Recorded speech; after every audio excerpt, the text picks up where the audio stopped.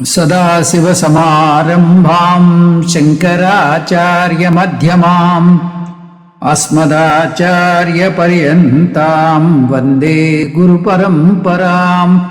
హరి ఓం శ్రీ గురుభ్యో నమః. హరి ఓం.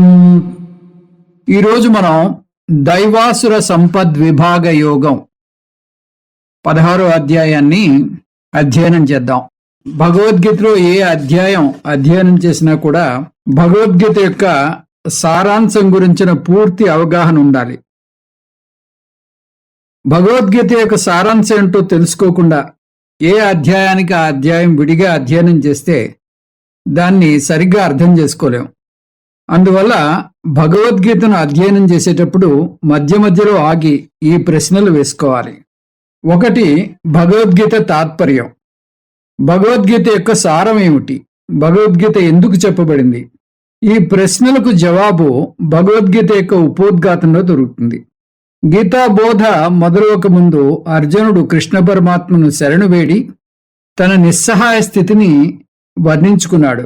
నహి ప్రపశ్యామి మమాపనుద్యాత్ యచ్చోకముచ్చోషణమింద్రియాణం అవాప్య భూమావసపత్నమృద్ధం రాజ్యం సురాణామపి చాధిపత్యం. ఇంద్రియాలను శుష్కింపజేసే శోకాన్ని పోగొట్టే ఉపాయం ఏంటో తెలియటం లేదు. భూలోకంలో శత్రుబాధ లేని సమృద్ధమైన రాజ్యాన్ని పొందిన, దేవేంద్ర పదవి పొందిన ఈ శోకం తొలగిపోదు అని వాపోయాడు అర్జునుడు. అర్జునుడు తీవ్రమైన దుఃఖంలో, దానివల్ల కలిగిన మోహంలో పడిపోయాడు. ఈ మోహం తన బుద్ధిని మందగించేలా చేసింది. యుద్ధభూమి నుంచి పారిపోయే మార్గం కూడా కనబట్టం లేదు. ఒకవేళ ఇప్పుడు తప్పించుకున్నా మళ్ళీ ఈ శోకం పట్టుకునేలా ఉంది. అర్జునునికి పేరు ప్రతిష్టలున్నాయి. గొప్ప విలుకాడు, ఉన్నత వంశంలో పుట్టాడు. ఓటమన్నది ఎరగడు. ఇన్ని హంగులు ఉన్నా ఇవేవి నా శోకాన్ని తొలగించటం లేదు అన్నాడు. నాకు 3 లోకాల ఆధిపత్యం వచ్చినా కూడా నా స్వజనులను చంపను. అలాంటప్పుడు ఈ భూమండలం గురించి చెప్పేదేముంది? త్రిలోకాల విజయమే వీటి ముందు దిగదుడుపు. అంటే ఈ చిన్న రాజ్యం విషయం గురించి ప్రత్యేకించి చెప్పేదేముంది అన్నాడు. అంతకుముందు అర్జునుడు సురాణామపి చాధిపత్యం, సాక్షాత్తు స్వర్గలోకానికే అధిపతినైనా కూడా నాకు దుఃఖం పోదు అంటున్నాడు. ఈ శ్లోకం వల్ల 2 ముఖ్యమైన విషయాలు అర్థం చేసుకోవాలి. ఒకటి, పేరు ప్రతిష్టలు, ఆస్తి, హోదా, అనుబంధాలు, లౌకిక విజయాల వల్ల దుఃఖాన్ని పారదోలలేం. 2, ఈ దుఃఖాన్ని పారదోలాలనే తపన అర్జున్లో కనిపిస్తోంది. తనకు తెలిసిన పద్ధతిలో తను స్వయంగా పారదోలలేనని కూడా అర్జునుడు గ్రహించాడు. గ్రహించటం వల్లనే కృష్ణ పరమాత్మను శరణు వేడాడు. ఈ నేపథ్యంలో భగవద్గీత ప్రారంభమైంది. సహజంగానే కృష్ణ పరమాత్మ అర్జునుని విషాదానికి మందు వేయాలి. అంటే సంసారం అనే భవరోగానికి మందు వేయాలి. కృష్ణ పరమాత్మ తన బోధ మొదటి శ్లోకంలోనే తను అర్జునుని సమస్యను అర్థం చేసుకున్నానని స్పష్టంగా చెప్పడమే కాక దాని పరిష్కారాన్ని కూడా సూచించాడు. శ్రీ భగవాన్ ఉవాచ అశోచానన్వశోచస్త్వం ప్రజ్ఞావాదాంశ్చ భాషసే గతాసు నగతాసుశ్చ నాను శోచంతి పండితాః. శోకింపదగని వారి కోసం శోకిస్తున్నావు. నిన్ను నువ్వే తెలివైన వ్యక్తిగా భావించుకుని మాట్లాడుతున్నావు. జ్ఞానులు జీవించి ఉన్న వారి కోసం బాధపడరు, మరణించిన వారి కోసం బాధపడరు. పండితాహ న అనుశోచంతి, పండితులు బాధపడరు అన్నాడు కృష్ణ పరమాత్మ. పండితులు శోకించరు అని చెప్పడం వల్ల కృష్ణ పరమాత్మ పరోక్షంగా ఇంకొక భావాన్ని అందజేశాడు. ఏమిటది? పండితులు శోకించరు కాబట్టి ఎవరైతే శోకిస్తారో వారు పండితులు కాదు, అజ్ఞానులే శోకిస్తారు. జ్ఞానులు శోకించరు. దీన్ని ఇంకొక విధంగా చెప్పారంటే దుఃఖానికి కారణం అజ్ఞానం, జ్ఞానం ఒక్కటే దుఃఖానికి పరిష్కారం. ఇక్కడ జ్ఞానం అంటే ఆత్మజ్ఞానం. పండితాహ అంటే జ్ఞాని అని శంకరాచార్యుల వారు తమ భాష్యంలో రాశారు. అందువల్ల పండితుడు అంటే ఆత్మజ్ఞానం లేదా బ్రహ్మజ్ఞానం పొందిన వ్యక్తి అని అర్థం. అందువల్ల గీత యొక్క ప్రాథమిక బోధ జ్ఞానపరంగా ఉంటుంది. సంసారం అనే సమస్యకు ముందు ఆత్మజ్ఞానం ఒక్కటే అని చూపిస్తుంది. భాగవతంలో భీష్మస్తుతిలో అదే అంటాడు భీష్మాచార్యుల వారు. అర్జునుడు కురుక్షేత్రంలో కౌరవసేనను చూసి వారంతా తన బంధువులనే వ్యామోహంలో కూరుకుపోయినప్పుడు అతనికి చెమటలు పట్టాయి, తల తిరిగింది. తన విల్లును వదిలేసి నేను యుద్ధం చేయనని చెప్పాడు. ఆ సమయంలో అర్జునుని మోహాన్ని, అతని మనస్సు యొక్క మాయను పోగొట్టడానికి మీరు కురుక్షేత్రంలో గీతను బోధించారు. అటువంటి గీతాచారిని దివ్య పాదాలను నేను శరణు వేడుతున్నాను అని భీష్ముడు కృష్ణ పరమాత్మతో అన్నాడు. అర్జునుడు ఈ యుద్ధభూమిలో మోహంలో పడ్డప్పుడు కృష్ణ పరమాత్మ అతనికి ఆత్మవిద్య బోధించాడు. పైన చెప్పిన ఈ ఒక్క శ్లోకం చాలు భగవద్గీత యొక్క తాత్పర్యం ఆత్మవిద్యని నొక్కి ఒక్కాడించడానికి. అది కాక భగవద్గీత ఉపనిషత్తుల సారమని తెలుసు. ఉపనిషత్తులు నేర్చుకుంటే ఉపనిషత్తుల తాత్పర్యం ఆత్మజ్ఞానమే అని తెలుసుకుంటాం. సర్వే వేదాహ యత్పదమామనంతి తపాగుంసి సర్వాణి చ యద్వదంతి యదిచ్ఛంతో బ్రహ్మచర్యం చరంతి తత్తే పదం సంగ్రహేణ బ్రవీమి ఓం ఇతి ఏతత్.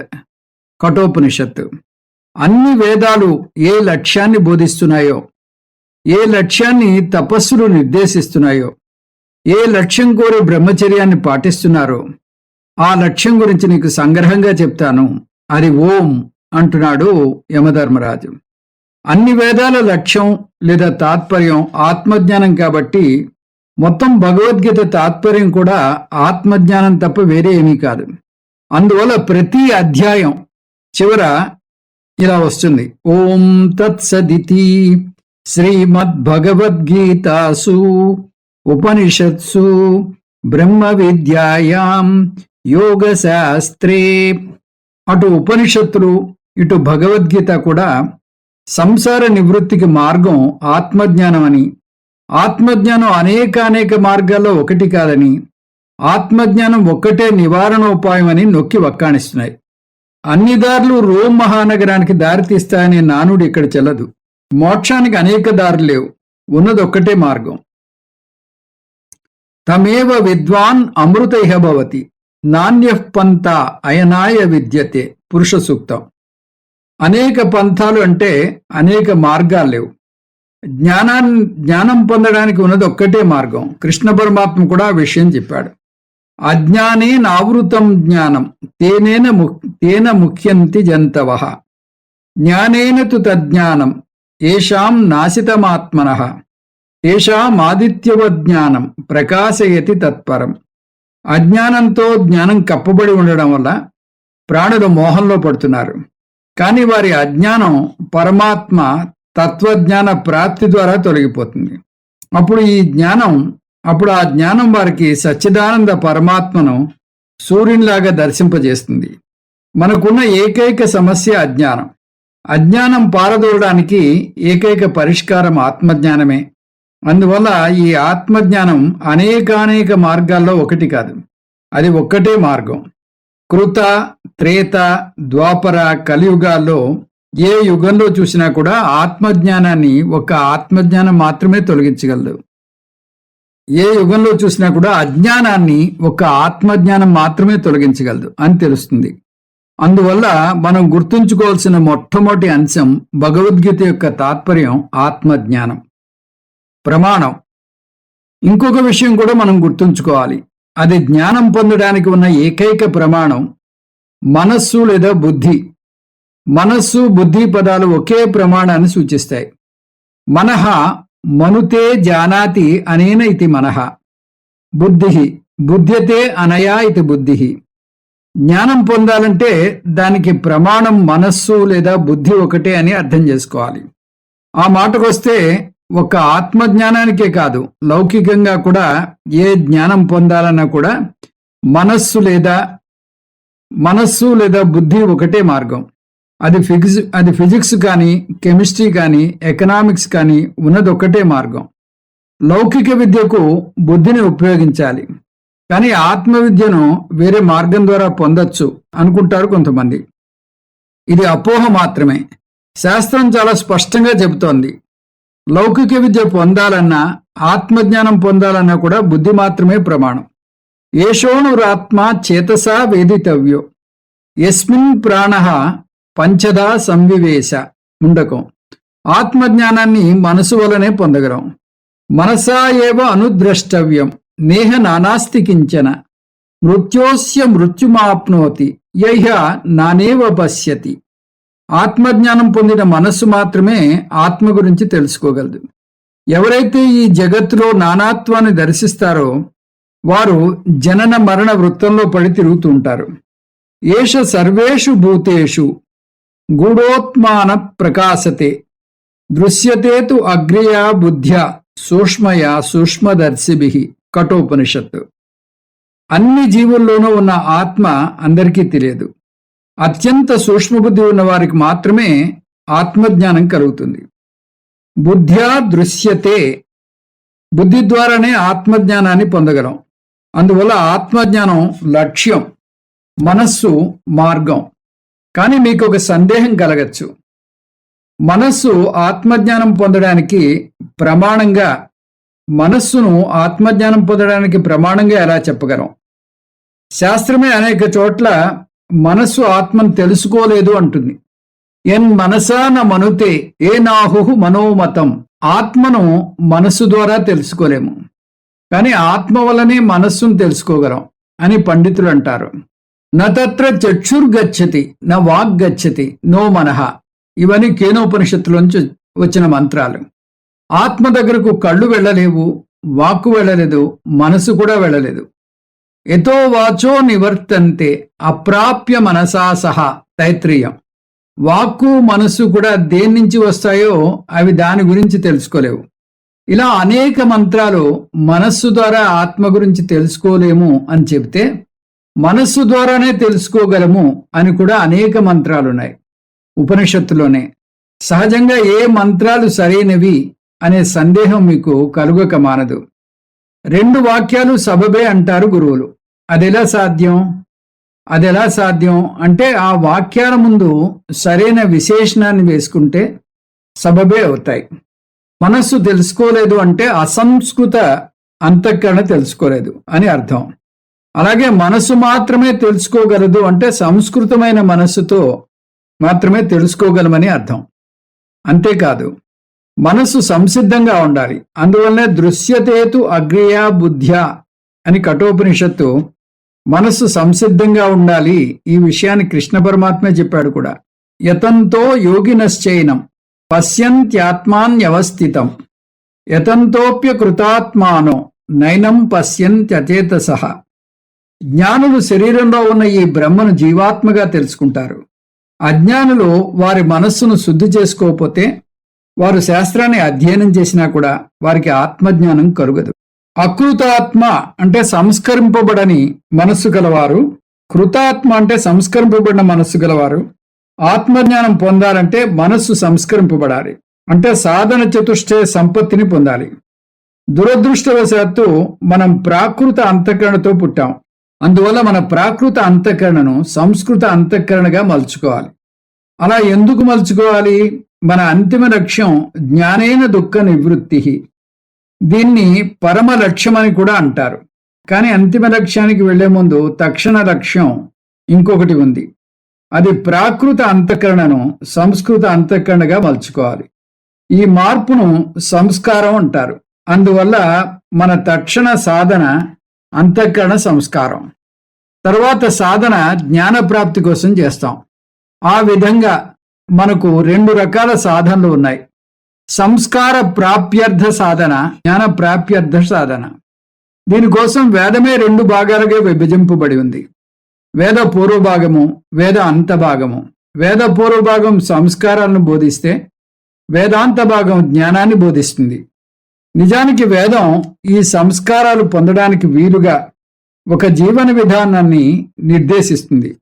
అందువల్లనే మన సంప్రదాయంలో తల్లి గర్భధారణ సమయం నుంచి అనేక ప్రార్థనలు, క్రతువులు ఉన్నాయి. వీటన్నిటినీ సంస్కారాలు అంటారు. ఒక వ్యక్తికి తల్లి గర్భం నుంచి శ్మశానం వరకు 41 సంస్కారాలు నిర్దేశించింది శాస్త్రం. కళ్యాణం కూడా ఒక సంస్కారమే. అలాగే ఒక వ్యక్తి మరణించాక చేసే కర్మను కూడా దహన సంస్కారం అంటారు. అగ్నికి ఈ శరీరాన్ని ఆహుతిగా వేసి వచ్చే జన్మలో మంచి జన్మ రావాలి, తద్వారా జ్ఞానం పొందాలి అని చెప్తారు. అనేక జన్మ సంసిద్ధ తతో యాతి పరాంగతిం. అనేక జన్మల సంస్కారముల ప్రభావం చేత ఈ జన్మలోనే సిద్ధిని పొంది పాపరహితుడై మోక్షాన్ని పొందుతాడు.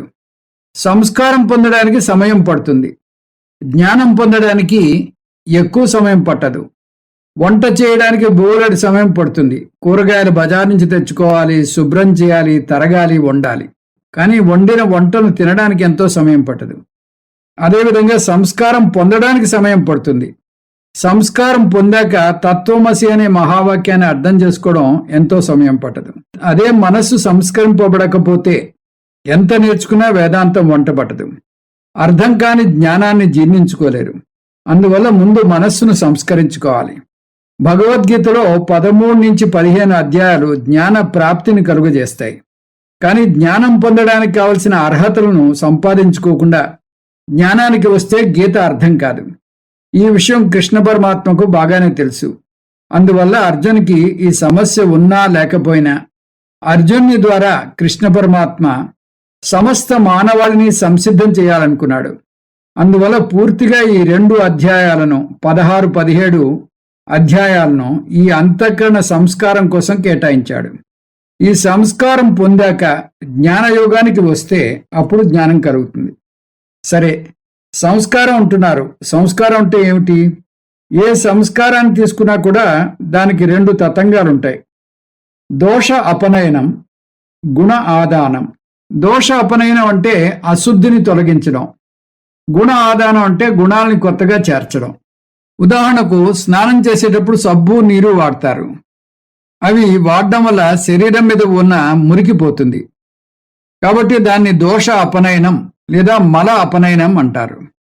స్నానం చేసి వచ్చాక అద్దం ముందు నుంచుని పౌడర్ రాసుకుంటారు, కుంకుమ, చందనం, విభూది పెట్టుకుంటారు, సెంటు రాసుకుంటారు. ఇవన్నీ గుణ ఆదానం కింద వస్తాయి. అలాగే ఇల్లు శుభ్రం చేస్తే అది దోష అపనయనం అవుతుంది. ఇంటికి రంగులు వేస్తే అది గుణ ఆదానం అవుతుంది. ఇదే సూత్రాన్ని మనసుకు కూడా అన్వయించుకోవాలి. మనసులో ఉన్న ప్రతికూల ఆలోచనలు, అనారోగ్యకరమైన ఆలోచనలను పారదోలడం దోష అపనయనం. ఆరోగ్యకరమైన సానుకూలమైనటువంటి ఆలోచనలను పెంపొందించుకోవడం గుణ ఆదానం. వీటికి కృష్ణ పరమాత్మ కొత్త పేర్లు ఇస్తున్నాడు. సానుకూల గుణాలను దైవీ సంపత్తి అంటున్నాడు. ఈ గుణాల వల్ల భూమి మీద ఉన్న మనుష్యులు దైవీ గుణాన్ని పెంపొందించుకుంటారు. ప్రయత్నపూర్వకంగా పారదోలాల్సిన ప్రతికూల గుణాలను ఆసురీ సంపత్తి అంటారు. ఈ అధ్యాయంలో కృష్ణ పరమాత్మ మనం పెంపొందించుకోవాల్సిన దైవీ సంపత్తిని, మనం పారదోలాల్సిన ఆసురీ సంపత్తిని వివరిస్తున్నాడు. అందువల్ల ఈ అధ్యాయాన్ని దైవాసుర సంపద్ విభాగ యోగం అంటారు. ఇది వేదాంత భాగంలో రాదు, వేద పూర్వభాగంలోకి వస్తుంది. అంటే ఇది జ్ఞానకాండలోకి రాదు, ధర్మశాస్త్రంలోకి వస్తుంది. కృష్ణ పరమాత్మ వాటి ప్రత్యేకత గురించి కూడా చెబుతున్నాడు. దైవీ సంపద్ విమోక్షాయ నిబంధాయాసురీమత. దైవీ సంపద ముక్తిదాయకం, ఆసురీ సంపద బంధహేతువు. దైవీ సంపత్తి జ్ఞానాన్ని పెంపొందింపజేసి మోక్షం రావడానికి తోడ్పడుతుంది. ఇది ఒక ఉత్ప్రేరకంగా తోడ్పడుతుంది. దానికి భిన్నంగా ఆసురీ సంపత్తికి ప్రతికూల ప్రభావం ఉంటుంది. అది మిమ్మల్ని కిందకి లాగుతుంది, మిమ్మల్ని వెనక్కి లాగుతుంది. అందువల్ల అర్జున, ఏది మంచో ఏది చెడో తెలుసుకోవాలి నువ్వు అంటున్నాడు కృష్ణ పరమాత్మ. నిజానికి కృష్ణ పరమాత్మ ఏది మంచో ఏది చెడో ప్రత్యేకించి ఒక పట్టికను ఇవ్వనవసరం లేదు. కొంచెం ఇంగిత జ్ఞానం ఉపయోగిస్తే ఏ విలువలను పాటించాలో, వేటిని పారదోలాలో మీకే తెలుస్తుంది. మిమ్మల్ని ఒక పట్టిక తయారు చేయమంటే మీరు అతి సులువుగా తయారు చేయగలరు. దానికోసం గీతలో ఈ అధ్యాయం దాకా రానవసరం లేదు. శ్రూయతాం ధర్మ సర్వస్వం శ్రుత్వా చేవ అవధార్యతాం ఆత్మాన ప్రతికూలాని పరేషాం న సమాచరేత్. పంచతంత్రంలో వస్తుంది ఇది. ఈ సలహా జాగ్రత్తగా విని దాని సారాంశాన్ని అర్థం చేసుకోండి. ఎదుటివారు చేసిన దానిలో మీకు ఏది బాధ కలిగిస్తుందో దాన్ని మీరు ఎదుటివారికి చేయకూడదు. అదే ధర్మం అంటే. మీరు ఏ పనులు చేయాలి? ఎదుటివారు మీకేం చేయాలని మీరు ఆశిస్తున్నారో వాటిని మీరు చేయాలి. మామూలుగా ఎవరైనా కోరుకునేది ఏమిటి? ఇతరులు నన్ను ప్రేమించాలి, ఇతరులు నా మీద దయ చూపాలి, వారి సత్ప్రవర్తన కలిగి ఉండాలి, వారు నాకు సహాయం చేయాలి. మీరు ఎలాగైతే ఇవి కోరుకుంటారో అవే ఇతరులు కూడా కోరుకుంటారని అర్థం చేసుకుని మీరు అవి చేయాలి. మరైతే ఏవి చేయకూడదు? జవాబు చాలా తేలిక. ఏదైతే మీరు ఇతరులకు చేయకూడదు అనుకుంటారో అవి మీరు ఇతరులకు కూడా చేయకూడదు. మీరు సాధారణంగా ఇతరులు మీకు చేయకూడదు అనుకునేవేవి? ఇతరులు నన్ను అవమానపరచకూడదు, నన్ను విమర్శించకూడదు, నా మీద అరవకూడదు, నన్ను ద్వేషించకూడదు. సహజంగానే ఇతరులు కూడా మీరు ఈ పనులు చేయకూడదని ఆశిస్తారు కాబట్టి మీరు ఆ పనులు అసలు చేయకూడదు. మీరు ఇతరులకు చేసే మంచి పనులు దైవీ సంపత్తి, చేయకూడని చెడు పనులు ఆసురీ సంపత్తి. ఇది వీటి గురించిన సామాన్య సూత్రం. కానీ కృష్ణ పరమాత్మ మన మీద ఉన్న మహత్తరమైన ప్రేమ కొద్దీ దైవీ సంపత్తికి ఆసురీ సంపత్తికి పెద్ద పట్టికనే ఇస్తున్నాడు. ఈ అధ్యాయాన్ని ప్రధానంగా 2 అంశాలుగా చూడొచ్చు. అవి దైవీ సంపత్తి శ్లోకాలు 1 నుంచి 3 వరకు, ఇంకా ఆసురీ సంపత్తి 4 నుంచి 21 వరకు. దైవీ సంపత్తి 1 నుంచి 3 చూద్దాం. శ్రీ భగవాన్ ఉవాచ అభయం సత్వ సంశుద్ధి జ్ఞానయోగ వ్యవస్థితి దానం దమశ్చ యజ్ఞశ్చ స్వాధ్యాయస్తప ఆర్జవం అహింసా సత్యమక్రోధః త్యాగः శాంతిరపైశునం దయా భూతేషు లోలుప్త్వం మార్ధవం హ్రీరచాపలం తేజక్షమా ధృతిః శౌచం మద్రోహో నాతిమానితా భవంతి సంపదం దైవీం అభిజాతస్య భారత. ఈ మొదటి 3 శ్లోకాల్లో కృష్ణ పరమాత్మ 26 విలువలను పేర్కొన్నాడు. అభయం, సత్వ సంశుద్ధి, జ్ఞానయోగ వ్యవస్థితి, దానం, దమం, యజ్ఞం, స్వాధ్యాయం, తపస్సు, ఆర్జవం, అహింస, సత్యం, అక్రోధం, త్యాగం, శాంతి, అపైశునం, దయా భూతేషు, అలోలుప్త్వం, మార్ధవం, హ్రీహి, అచాపరం, తేజస్సు, క్షమ, ధృతి, శౌచం, అద్రోహం, నాతిమానిత. ఈ 26 విలువలు దైవీ సంపత్తి ఉన్న వ్యక్తిలో ఉంటాయి అంటున్నాడు కృష్ణ పరమాత్మ. మనం వీటిలో 6 ముఖ్యమైన విలువలను మాత్రమే వివరంగా చూద్దాం. అవి పెంపొందించుకుంటే దైవీ సంపత్తి పెరిగి తీరుతుంది. ఆ 6 అభయం, దమం, ఆర్జవం, నాతిమానితం, శౌచం, దయాభూతేషు. వీటిని ఒక్కొక్కటిగా చూద్దాం. అభయం అంటే ధైర్యం, ఆత్మస్థైర్యం. ఈ అభయం విలువ అనే పునాది మీద తక్కిన ఆధ్యాత్మిక సాధనలు పెంపొందించుకోవచ్చు. మీ మీద మీకు నమ్మకం లేకపోతే జీవితంలో ఏదీ సాధించలేరు. మీ మీద మీకు నమ్మకం ఉంటేనే మీరు ఏదైనా సాధించగలరు. ఉద్ధరేత్ ఆత్మనాత్మానం ఆత్మానమవసాదయేత్. ఎవరిని వారే ఉద్ధరించుకోవాలి. ప్రతి మనిషికి 4 కృపలు ఉంటాయి. అవి దైవ కృప, శాస్త్ర కృప, గురు కృప, ఆత్మకృప. మొదటి 3 తేలికగానే వస్తాయి, కానీ ఆత్మకృపే ఉండదు చాలా మందికి. మీ మీద మీకు నమ్మకం లేకపోతే భగవంతుడు మీకు సహాయం చేయడానికి సిద్ధంగా ఉన్నా కూడా మీరేమీ సాధించలేరు. మీరు ప్రతిదీ విధి మీద తోసేసి విమర్శిస్తూ ప్రతికూల ఆలోచనలో ఉంటారు. చివరికి మీరు ఆరోగ్యకరమైన జీవనం గడపాలనుకున్నా కూడా మీరు సానుకూలంగా ఆలోచించాలి. ఈ మాట వైద్యులు కూడా చెబుతారు. ఎవరికైతే డాక్టర్ మీద, వారిచ్చే మందు మీద నమ్మకం ఉంటుందో, ఎవరైతే ఈ వైద్యం వల్ల నేను బాగా కోలుకుంటాను అని నమ్ముతారో వారిలో రోగ నిరోధక శక్తి బాగుంటుంది. ఇది వారు ఊరికే చెప్పటం లేదు, వారు సర్వే చేసి మరీ ఈ విషయాన్ని నిరూపించారు. సానుకూల ఆలోచన ఉన్నవారికి రోగ నిరోధక శక్తి ఎక్కువ ఉంటే, ప్రతికూల ఆలోచన చేసేవారికి రోగ నిరోధక శక్తి బలహీనంగా ఉంది. మానసికంగానే కాదు, శారీరకంగా కూడా ఆత్మస్థైర్యం కావాలి. అందువలనే కృష్ణ పరమాత్మ ఓం ప్రథమంగా ఈ అభయం విలువతో దైవీ సంపత్తిని మొదలుపెట్టాడు. మీ మీద మీరు నమ్మకం పెట్టుకోండి, మీ ఆత్మస్థైర్యం పెంపొందించుకోండి అంటున్నాడు. అంతేకాదు, నేను నా మీద నమ్మకం పెంచుకోలేను బాబో అని మీరంటే కృష్ణ పరమాత్మ పదే పదే చెప్తున్నాడు, మీకు నమ్మకం లేకపోతే నన్ను ఆశ్రయించండి. మచ్చిత్తః సర్వదుర్గాణి మత్ప్రసాదాత్ తరిష్యసి. నువ్వు ఎప్పటికీ నా మీదే మనస్సు నిలిపితే నా అనుగ్రహం వల్ల సమస్త సమస్యల నుంచి అనాయాసంగా బయటపడగలవు. మీరు నడవడానికి ప్రయత్నిస్తే ఎవరైనా చేయూతనిస్తారు. మీరు అసలు ప్రయత్నమే చేయకపోతే ఎవరైనా ఎలా ముందుకు తోయగలరు? అందువల్ల మీరు ఒక శుభారంభం చేయండి. తక్కినవన్నీ వాటంతట అవే జరిగిపోతాయి. ఎక్కడో ఒక చోట ఆరంభించండి. అందువల్ల మొట్టమొదటి విలువ అభయం. అభయం అంటే ధైర్యం, ఆత్మస్థైర్యం, ఓడిపోతాననే భయం నుంచి విముక్తి. ఆరంభించాలి, ఆగకుండా కొనసాగాలి. ఈ పట్టువదలని దృఢ సంకల్పంతో ఎదురొచ్చినా చివరిదాకా సాగి ఫలితం పొందిన వాటిలో భగీరథుని ప్రయత్నం, అమృత మథనం ముఖ్యమైన నిదర్శనాలు. దమం అంటే ఇంద్రియ నిగ్రహం. భగవంతుడు మనను 19 అంగాలతో దీవించాడు. అవి పంచ జ్ఞానేంద్రియాలు, పంచ కర్మేంద్రియాలు, పంచ ప్రాణాలు, 4 అంతఃకరణలు. మనిషికి మాత్రమే ఇవి ప్రత్యేకంగా ఉన్నాయి. ఎవరో ఈ విషయాన్ని అద్భుతంగా వర్ణించారు. ఎంతో గొప్ప పుణ్యం చేసుకోవడం వల్ల మనకు ఈ మనుష్య శరీరం అనే పడవ ఇవ్వబడింది. ఈ శరీరం అనే పడవతో మనం గమ్యాన్ని చేరుకోవాలి. భగవంతుడిచ్చిన స్థూల శరీరంతో మోక్షం కోసం ప్రయత్నించాలి. మనుష్యులు మాత్రమే ప్రయత్నించగలరు, జంతువులు ప్రయత్నించలేవు. అంతేకాదు, మనకిచ్చిన ఈ 19 అంగాలను మనం అదుపులో పెట్టుకోవాలి. ఆ అంగాలను కరణాలు అంటారు. మనను కర్త అంటారు. కర్త అయిన మనం కరణాలను అదుపులో పెట్టుకోవాలి, కానీ కరణాలు మనను అదుపులో పెట్టకూడదు. కొంతమంది వారి కుక్కలను తీసుకుని వ్యాఖ్యానికి వెళ్తారు. ఒక్కోసారి వారి కుక్క వారికన్నా వేగంగా ముందుకు పరిగెడుతూ వారిని తన వెంట పరుగులు తీస్తుంది.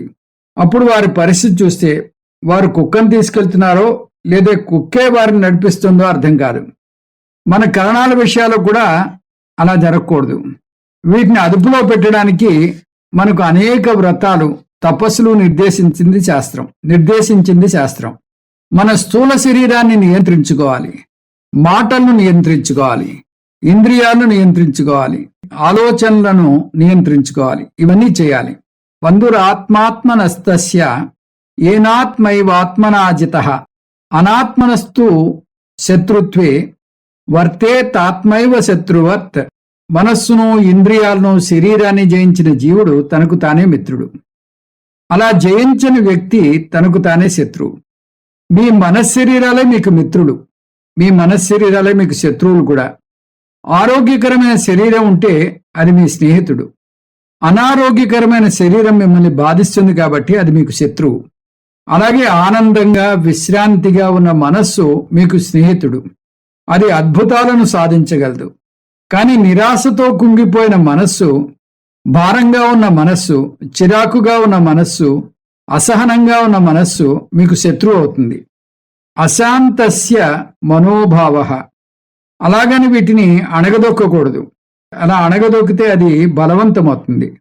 నిగ్రహం పాటిస్తే అవి ఆరోగ్యకరంగా ఉంటాయి. వాటిని సానుకూలంగా నిగ్రహించుకోవడానికి పతంజలి అష్టాంగ యోగం ఉంది. ఆర్జవం అంటే త్రికరణ శుద్ధిగా ఉండడం. మనస్సు, వాక్కు, కర్మ ఈ 3 ఒక తాటి మీద నడవాలి. అంటే మనస్సు ఆలోచించేదే వాక్కు రూపేణ బయటకు రావాలి. వాక్కు చెప్పిందే కర్మగా ఆచరించాలి. దీని మనోవాక్కాయ కర్మలు అంటారు. దీనికి ఉదాహరణ ఒక సంగీత కచేరీ. ఒక సంగీత కచేరీలో సంగీత విద్వాంసుడు పాట పాడితే దానికి అనుగుణంగా ఫిడేలు, మృదంగాలను ఆయా రంగాల్లో నిష్ణాతులు పలికిస్తారు. అన్నీ ఒక్క తాళంగా ఉండాలి. సంగీత విద్వాంసుడు ఆది తాళంలో పాడితే ఫిడేలు పలికించే వ్యక్తి రూపతాళంలో పలికిస్తే, మృదంగా వాయించే వ్యక్తి త్రిపుట తాళంలో వాయిస్తే ఆ పాట ఎలా ఉంటుంది? కర్ణ కఠోరంగా ఉంటుంది. ఎన్ని వాద్యాలున్నా అన్నీ ఒకే తాళంలో, ఒకే శృతిలో సాగాలి. అప్పుడే పాట రసరమ్యంగా ఉంటుంది. ఈ సూత్రం మీ జీవితం అనే సంగీత కచేరీ కూడా వర్తిస్తుంది. మీ బుద్ధి ఒక విషయంలో నిర్ణయం తీసుకోవాలి. మీ మనస్సు సహకరించాలి. మీ ఇంద్రియాలు ఆచరణలో పెట్టాలి. ఉదాహరణకు స్వామీజీ చెప్పే బోధకు వెళ్ళాలని మీ బుద్ధి నిర్ణయం తీసుకుంది. మీ కర్మేంద్రియాలు మిమ్మల్ని బోధకు తీసుకువెళ్ళాయి. కానీ మీ మనస్సు మీ చెవులు వెనకాలేదు. అది ఇంట్లో ఉన్న సమస్యలతోనో చిక్కుకుపోతోంది. ఫలితం మీ శరీరమే అక్కడ ఉంది, కానీ మనస్సు లేదు. మనస్సు లేకపోతే వినలేరు, విన్నా అర్థం కాదు. అందువల్ల ఈ అంగాలని ఏక త్రాటి మీద నడిస్తే దాన్ని ఆర్జవం అంటారు. దానికి భిన్నంగా అవి భిన్న మార్గాల్లో పరుగులు తీస్తుంటే లోపల విపరీతమైన ఒత్తిడి ఏర్పడుతుంది. ఈ ఒత్తిడి మీరు చేతులారా చేసుకుంటున్నది. దీనివల్ల అనారోగ్యం ఏర్పడుతుంది. అందువల్ల ఆర్జవం పెంపొందించుకోవాలి. నాతి మానిత మానిత అంటే అమానిత్వం లేదా గర్వం లేకపోవడం. అభయం, ఆత్మస్థైర్యం, ఆర్జవం, దమం, ఇంద్రియ నిగ్రహం. ఈ మూడు పెంపొందించుకుంటే జీవితంలో ఏదైనా సాధించవచ్చు. ఈ విలువలు విజయాన్ని తెచ్చిపెడతాయి. కానీ వీటితో పాటు ఇంకొక విలువ పాటించకపోతే ఈ విజయం తలకెక్కుతుంది, అంటే గర్వాన్ని తెచ్చిపెడుతుంది. అలా విజయం సాధించినప్పుడు మీరు ఒక విషయాన్ని గుర్తు తెచ్చుకోవాలి. ఏమిటది? ఈ విజయం మీ ఒక్కరిది కాదు, అనేక మంది సహాయ సహకారాల వల్ల వచ్చింది. అనేక అంశాలు తోడ్పడడం వల్ల వచ్చింది. తోటి మనుష్యుల సహకారం లేకపోతేనూ, భగవంతుని కృప లేకపోతేనూ ఏం సాధించలేరు. అందువల్ల మీరు ఏ విజయం సాధించినా అది మీ ఒక్కరి వల్లనే పొందలేదు అని అర్థం చేసుకోవాలి. ఇలా ఎవరికి గర్వం వచ్చినా వారి గర్వభంగ కథలు వింటూనే ఉన్నాం. కేనోపనిషత్తులో దేవతలకు ఒకసారి గర్వం వచ్చింది. రాక్షసులతో యుద్ధం చేసి గెలిచారు. తమ వల్లనే గెలిచామని ఎవరికి వారే చాటుకుంటున్నారు. భగవంతుడు యక్షుని రూపంలో ప్రత్యక్షమై వారికి గర్వభంగాన్ని కలుగజేశాడు. అన్నింటినీ కాల్చివేసే శక్తి ఉన్న అగ్నిని చిన్న ఎండుగడ్డి పరకను కాల్చమంటే కొంచెం కూడా కాల్చలేకపోయాడు. అప్పుడు అగ్నికి తనకున్న దహించే శక్తి తనది మాత్రమే కాదని భగవంతుని కృప అని అర్థమవుతుంది. అలాగే అన్నింటినీ గాలిలోకి లేపే వాయువు అదే ఎండుగడ్డి పరకను కొంచెం కూడా లేపలేకపోయాడు. అప్పుడు వాయువు కూడా తన శక్తి తనది మాత్రమే కాదని భగవంతుని కృప అని అర్థమవుతుంది. అందువల్ల నాతిమానిత అనే విలువను కూడా పెంపొందించుకోవాలి. శాంతి అంటే ప్రశాంతమైన మనస్సు, ఒత్తిడి ఆందోళనలు లేని మనస్సు. మనస్సు శుద్ధంగా ఉండాలి, అంటే మనస్సులో వచ్చే ఆలోచనలు మంచివిగా ఉండాలి. చేసే పనుల వెనుక ప్రేరణ కూడా మంచిదిగా ఉండాలి. ఆలోచనలు శుద్ధంగా ఉన్నాయో లేవో ఎలా తెలుస్తుంది? ప్రస్తుతం మీ ఆలోచనలు మీకు మాత్రమే తెలుసు. అందువల్ల మీరు ప్రశాంతంగా ఉన్నారు. మీలో ఏ ఆలోచన చెలరేగినా పర్వాలేదనుకుంటారు. కానీ హఠాత్తుగా మీ మనసులో కలుగుతున్న ఆలోచనలన్నీ అసంకల్పితంగా అచ్చువేయబడి నలుగురికి పంచబడ్డాయనుకోండి, అప్పుడు ఎలా ఉంటుంది మీ పరిస్థితి? నిజానికి మీ ఆలోచనలని భగవంతుడికి తెలుసు. మీ ఆలోచనలు ఎవరి నుంచైనా దాచగలరేమో కానీ భగవంతుని దృష్టి నుంచి తప్పించుకోలేరు. కానీ మీ ఆలోచనలు ఇలా రూపుదిద్దుకుంటున్నాయో లేదో అలా బయటకు వచ్చి ఇతరులకు తెలిసిపోతున్నాయనుకోండి. వీటిలో ఎన్ని ఆలోచనలు బయటకు వచ్చినా పర్వాలేదనుకుంటారు. మనస్సు ఎంత అశుద్ధంగా ఉంటే అంత ఎక్కువగా ఉంటాయి నలుగురితో పంచుకోలేని ఆలోచనలు. దానికి భిన్నంగా మనసు ఎంత శుద్ధంగా ఉంటే అంత ఎక్కువగా మీ ఆలోచనలను పంచుకోగలరు. మీ మనస్సు తెల్ల కాగితంలాగా స్వచ్ఛంగా శుద్ధంగా ఉంటే మీ ఆలోచనలని అచ్చువేయబడినా నలుగురికి చాటి చెప్పబడినా మీరేం బెంబేలెత్తిపోరు. దీన్ని శుద్ధ అంతఃకరణం అంటారు. ఆత్మజ్ఞానం పొందడానికి ఈ శుద్ధ అంతఃకరణం ఉండాలి. ఒక చెడు ఆలోచన కూడా ఉండకూడదు. ఇలా మనస్సును నిగ్రహించుకోవడానికి శమం అని కూడా అంటారు. శమం పెంపొందించుకోవడం చాలా కష్టం, కానీ పాటించాల్సిన మంచి విలువ. ఎందుకంటే శమం పాటిస్తే శాంతి మాటల్లో వర్ణించలేనంత అద్భుతంగా ఉంటుంది. దయా భూతేషు, దయ అంటే జాలి, భూతేషు అంటే తోటి మానవులే కాదు సర్వ ప్రాణికోటి, అంటే జంతువులు చెట్ల మీద కూడా జాలి చూపించాలి. ఇది చాలా ముఖ్యమైన విలువ. ఎదుటి వ్యక్తి భావాలకు విలువనివ్వడం నేర్చుకుంటారు. ఈ విలువను పెంపొందించుకుంటే సాధారణంగా ఎదుటి వ్యక్తి భావాలను మనం అంతగా పట్టించుకోం. అతను అసహనంగా ఉన్నాడో, కోపంగా ఉన్నాడో, నిరాశ నిస్పృహలతో ఉన్నాడో, దుఃఖంతో ఉన్నాడో తెలియదు. కానీ మనస్సుకు సున్నితత్వం పెంపొందించుకున్న కొద్దీ ఎదుటివారిలోని సున్నిత భావాలు కూడా తెలుస్తాయి. ఎదుటివారు బాధపడుతున్నారని తెలిస్తే సహజంగానే మీరు వారికి ఎన్నడూ హాని చేయరు. ఎందుకంటే వారు బాధపడుతుంటే మీకు కూడా ఆ బాధ తెలుస్తుంది. అలా ఎదుటి వ్యక్తి కష్టానికి స్పందించగలగడానికి చాలా సున్నితమైన మనస్సు ఉండాలి. అలా దయ ఉంటే మీరు సానుభూతి బాగా చూపించగలరు. సానుభూతితో ఎదుటివారి కష్ట నష్టాలను ఓపికగా వినగలరు. వారి దుఃఖంలో పాలు పంచుకోగలరు. అంతేకాదు వారి బాధ మీ ముఖంలో ప్రతిబింబిస్తుంది. ఎల్లభసే నిజ కర్మోపాత్తం విత్తం తేన వినోదయ చిత్తం భజగోవిందం. ధార్మికమైన సంపాదనతో నీకు ప్రాప్తించిన ధనంతో తృప్తిగా ఆనందంగా జీవించు. కోరికలను తగ్గించుకోవాలి. ఆధ్యాత్మికమైన జీవనం మానకుండా మీకు అందుబాటులో ఉన్న ఖాళీ సమయంలో మీకున్న చట్టపరమైన కోరికలు తీర్చుకోండి. అక్కడితో ఆగండి. మితిమీరిన కోరికలు పెంచుకోకండి. చట్ట విరుద్ధమైన కోరికలు జోలికి పోకండి. మీ కోరికలు మంచివే అయినా అవి మీరు చేసి తీరాల్సిన నిత్య నైమిత్తిక కర్మలకు అడ్డు రాకూడదు. కోరికలను తగ్గించుకోవాలి. ఇది 2వ దశ. 3. కోరికలు బంధించకూడదు. చట్టపరమైన కోరికలే ఉన్నా కోరికలను తగ్గించుకున్నా కూడా ఆ కోరికలు మిమ్మల్ని బంధించేవిగా ఉండకూడదు. మీరు ఆశించిన కోరికలు తీరితే దాన్ని ఈశ్వర కృపగా భావించి ఆనందించండి.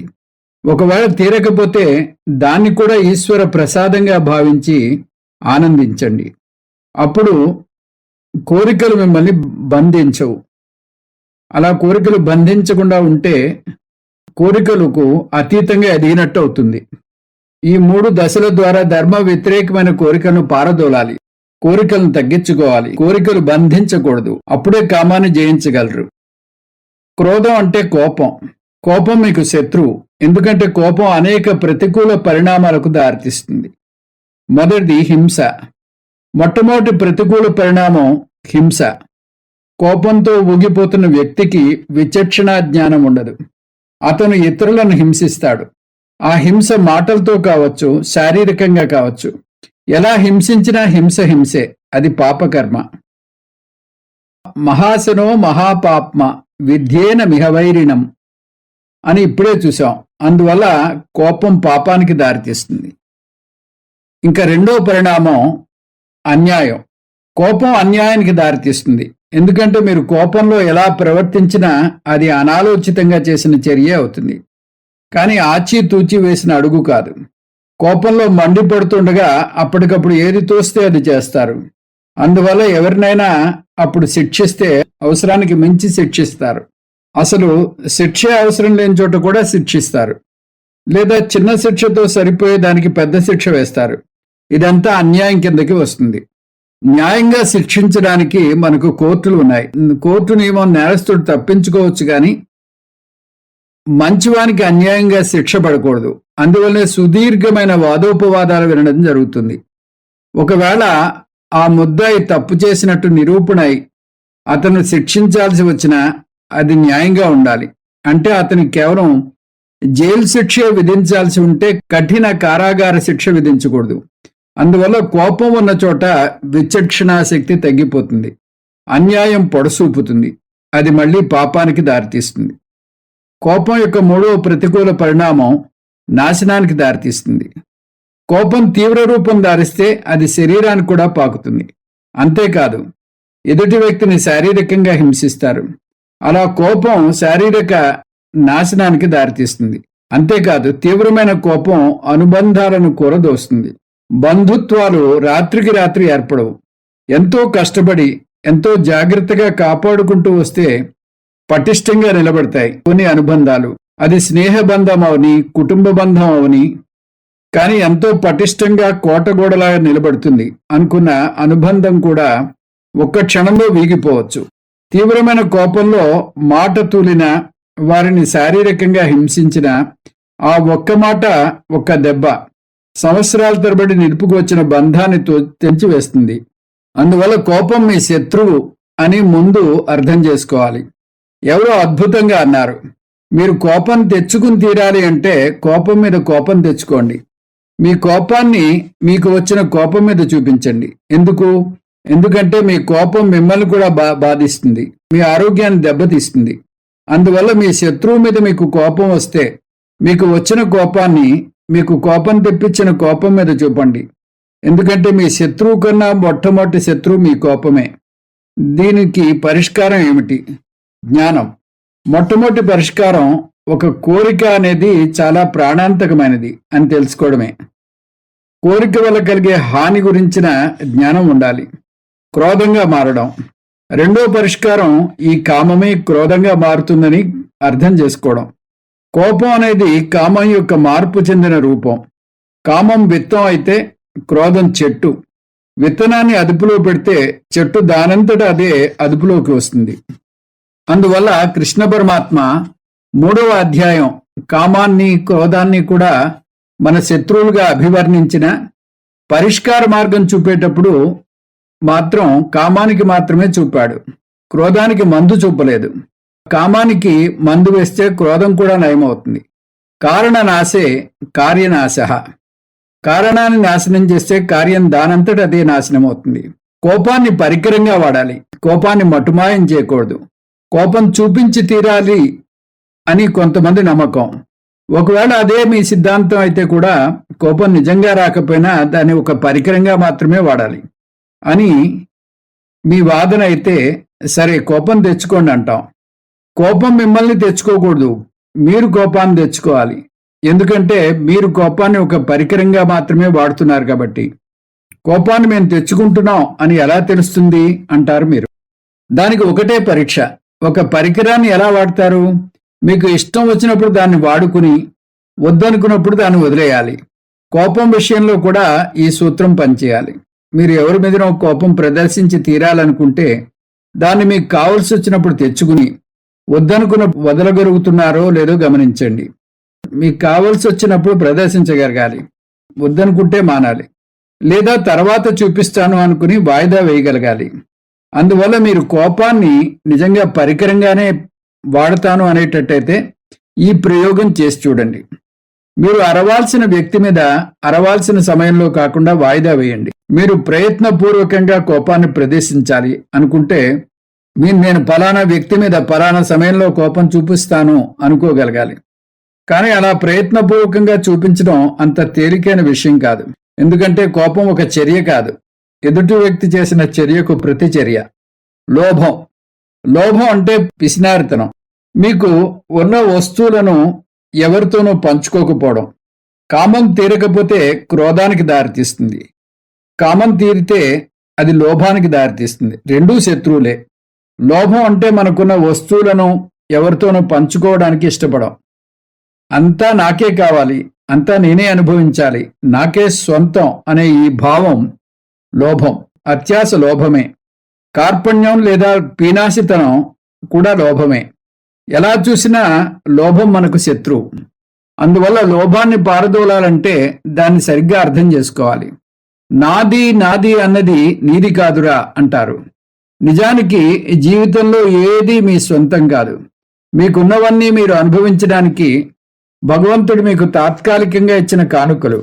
వాటిని అనుభవించి వాటి నుంచి పైకి ఎదగాలి. వాటిని అనుభవించి వాటి నుంచి పైకి వచ్చి ఆధ్యాత్మిక రంగంలోకి వచ్చి భగవంతునికి వాటిని భక్తితో సమర్పించాలి.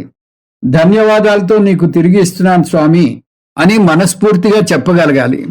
ఈ విషయాన్ని గ్రహించి ఇలా మీరే సంతోషంగా తిరిగి ఇవ్వకపోతే భగవంతుడు మీ నుంచి బలవంతంగా లాక్కోవాల్సి వస్తుంది. అది ధనం, అనుబంధం, హోదా ఏదైనా కావచ్చు. అందువల్ల జీవితంలో వేటినైనా పట్టుకుని పాకులాడితే జీవితం బాధాకరంగా మారక తప్పదు. అందువల్ల దేని మీద బంధం పెంచుకోకండి.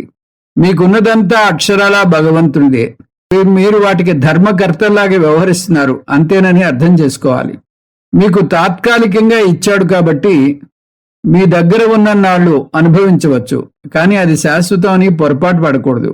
తాత్కాలికం పదంలో అనుబంధాలు కూడా వస్తాయి. రుణానుబంధ రూపేణ పశుపత్ని సుతాలయ రుణక్షయే క్షయం యాంతి తత్రక పరిదేవన. చేసుకున్న పూర్వజన్మ కర్మ వల్ల పశువు, పత్ని, పుత్రులతో ఈశ్వరానుగ్రహం వల్ల అనుబంధం ఏర్పడింది. వారితో రుణం తీరగానే వారితో బంధం వీగిపోతుంది. మీకున్న వాటిని భగవంతుడు బలవంతంగా లాక్కుంటే మీకు బాధ వేస్తుంది.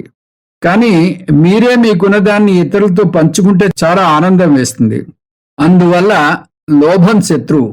దానికి పరిష్కారం మీకున్న వాటిని సంతోషంగా ఇతరులతో పంచుకోవాలి. మోహం. మోహం అంటే భ్రమ లేదా అయోమయం. ఏమిటా అయోమయం? మీకు మీ ఆనందం మీకున్న వస్తువుల వల్ల, బంధాల వల్ల వస్తుందనే అపోహ. శాస్త్రం మీరు ఆశిస్తున్న ఆనందం మీకేముంది అన్న దాని మీద ఆధారపడలేదు, మీరేమిటి అనే దాని మీద ఆధారపడి ఉంది. కానీ వచ్చిన చిక్కేమిటంటే మీరేమిటి అన్న అంశం గురించి ఆలోచించరు. ఎంతసేపు మీకే ఉందనే చూస్తూ ఉంటారు. బాలస్తావతు క్రీడాసక్తః, తరుణస్తావతు తరుణీసక్తః, వృద్ధస్తావతు చింతాసక్తః, పరమే బ్రహ్మణి కోపినసక్తః. బాల్యమంతా ఆటపాటలతో గడిచిపోయింది. యవ్వనం ఆడబిడ్డల ధ్యాసతో, వృద్ధాప్యం చింతలతో గడిచిపోయింది. పరమమైన బ్రహ్మచింతన ఎప్పటికీ లేదు.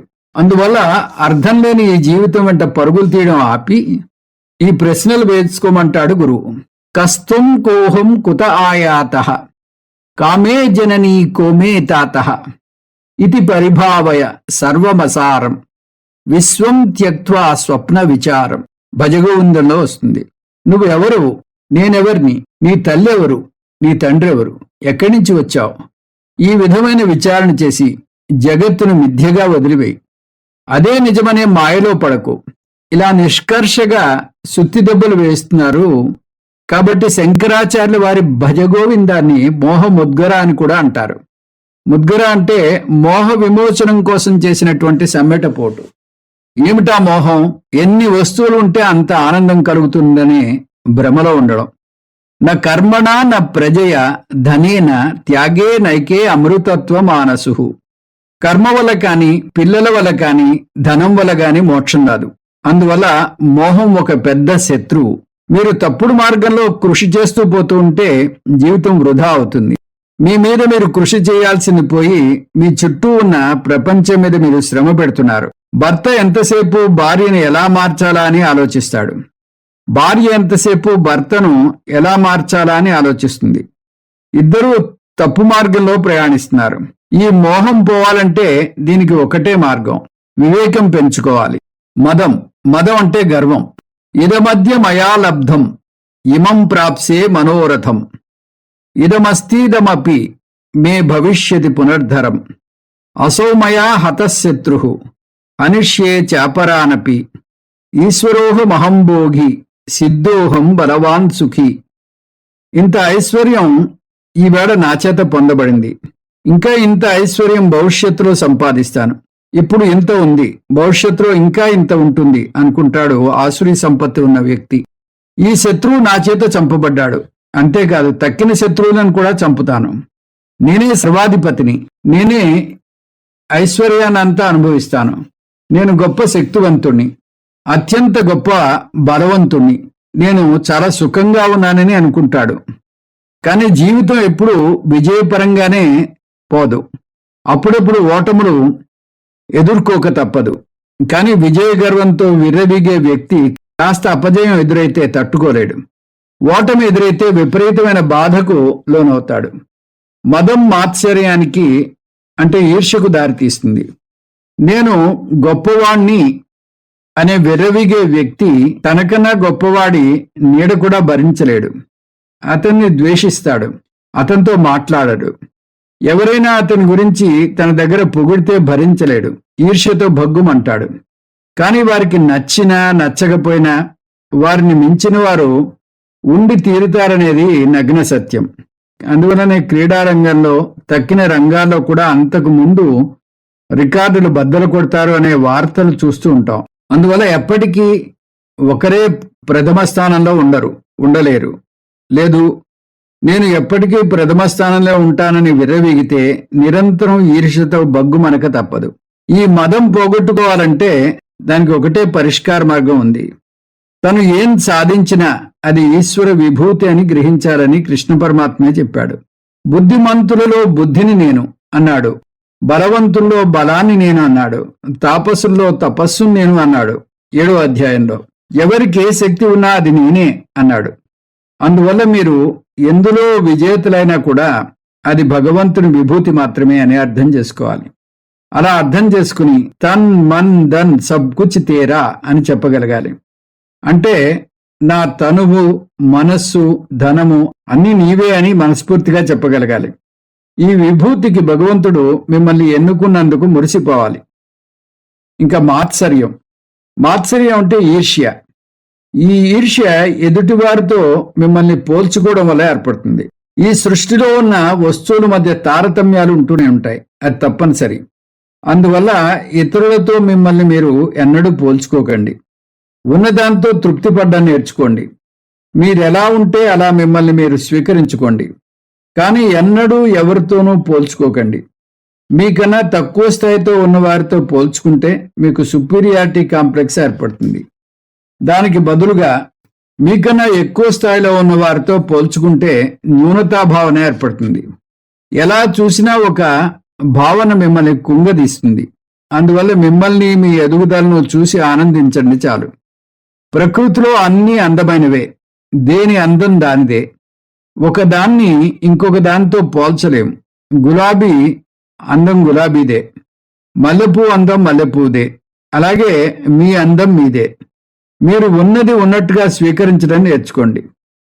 అలా స్వీకరించకపోవడం వల్లనే ప్లాస్టిక్ సర్జరీ అంతగా వెలుగుతోంది. మాత్సర్యం మీ శత్రువని, అది మీలో అయితే ఎక్కువ భావాన్ని లేకపోతే ఆత్మ న్యూనతాభావాన్ని కలిగిస్తోందని గ్రహించండి. ఏ పోటీతత్వం ఉన్నా అది మాత్సర్యానికి దారితీస్తుంది. నేటి సమాజంలో పోటీతత్వం ఉంటే మీరు అద్భుతంగా పనిచేస్తారు అంటారు. కానీ శాస్త్రం దానికి ఒప్పుకోదు. పోటీతత్వం ప్రతికూల తత్వం అంటుంది. ఎందుకంటే పోటీతత్వం ఈర్ష్యను, కోపాన్ని, మోసగుణాన్ని పెంపొందిస్తుంది.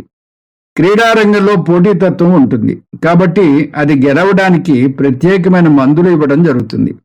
అందువల్ల మాత్సర్యాన్ని పారదోలండి. మాత్సర్యాన్ని పారదోలడానికి ఒకటే మార్గం ఉంది.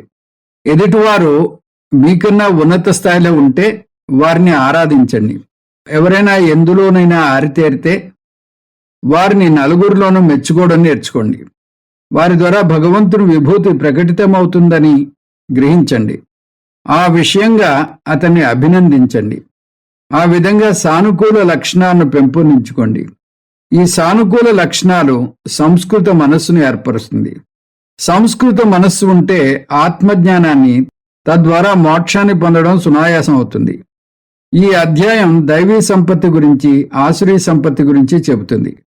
కాబట్టి ఈ అధ్యాయాన్ని దైవాసుర సంపద్ విభాగ యోగము అంటారు. ఇంతటితో మనం ఈ 16వ అధ్యాయాన్ని పూర్తి చేసుకున్నాం. వచ్చే క్లాసులో 17వ అధ్యాయమైన శ్రద్ధాత్రయ విభాగ యోగాన్ని అధ్యయనం చేద్దాం. ఓం తత్సత్. సర్వం శ్రీకృష్ణ అర్పణమస్తు. ఓం పూర్ణమదః పూర్ణమిదం పూర్ణాత్ పూర్ణముదచ్యతే పూర్ణస్య పూర్ణమాదాయ పూర్ణమేవావశిష్యతే. ఓం శాంతి శాంతి శాంతి. హరి ఓం. శ్రీ గురుభ్యో నమః. హరి ఓం.